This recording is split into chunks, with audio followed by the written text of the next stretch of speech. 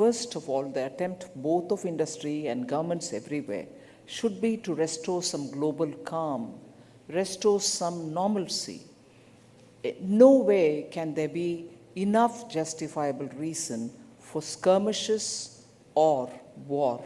So the first effort, I think the global priority for this decade should be restore normalcy. Talk, sit and discuss. War should be avoided. Disruption should be avoided. They are the main cause for supply chain disruptions. They are the main cause for disruptions in food value chains. And also, when you look at it, inflation globally is a big challenge. But inflation, as you know, doesn't respect borders. Inflation is so contagious that nowhere is any country's effort today is completely successful, because beyond its powers are inflation forces which come in. And therefore, the primary cause, I would think, is the disruption, the skirmish, the war, and as a result, world is facing a challenge which is reflected in very many ways in our economies. So I would think it's incumbent upon all of us, industry, government, policymakers, citizens and citizens forum, to tirelessly try to have some normalcy. Second is the oft-discussed problem, which Sanjeev Puri also referred to, supply chain disruption. The world tasted success of spreading supply chains on the principles of efficiency rules, scale rules, so Adam Smith rules, and therefore we located such production centers or hubs where it was economically making sense. But today, would there be anyone in the audience who will disagree if I say just economics doesn't prevail? Just the economics doesn't prevail, strategy prevails, politics prevails.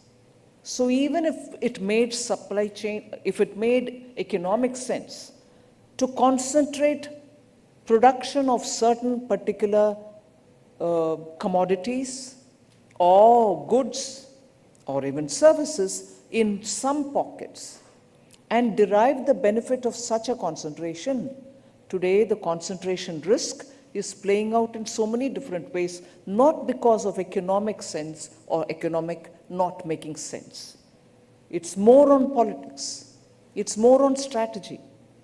And therefore today, economy will have to keep in mind, or consideration, commercial considerations, or economics, whether it is scale-based economics, will all have to look at blending economy and its priorities also with politics and with strategic needs. So when you talk of supply chains, when you talk of wanting to restore supply chains to some kind of ease, frictionless supply chains, let's not forget that it is just not economics, it's more than that. What is all that we are talking about when we want to de-risk ourselves, when we want to remove from certain concentrations +1, +2? What are these theories? They didn't emerge out of inefficiency of economics. They emerged out of economy being influenced, economic principles being influenced by political principles. And therefore, I think somewhere we have to inbuild in our own decision-making just not economic sense, but also political and strategic sense. Supply chains will have to be restored, but you would reset it, you would realign it, you would make sure that they are spread so much that no political or geopolitical or strategic risks will threaten our well-being. And why do I say well-being here suddenly? It's because unless economies lift themselves and lift their people from such mores that we see, particularly in the global south, we cannot speak of any right, human rights or anything emerge out of economic well-being. And only then the other political rights and other things fall in place. If basic needs are not met of human beings, we are not in a position to speak or we do not have a right to speak about political and other rights. So I think supply chains, lessons that we've learned in the last few years, in the last decade, should tell us that we have to now realign ourselves. Industry will have to realign itself, not just on economic principles. If you like the video, do like, comment, share and subscribe.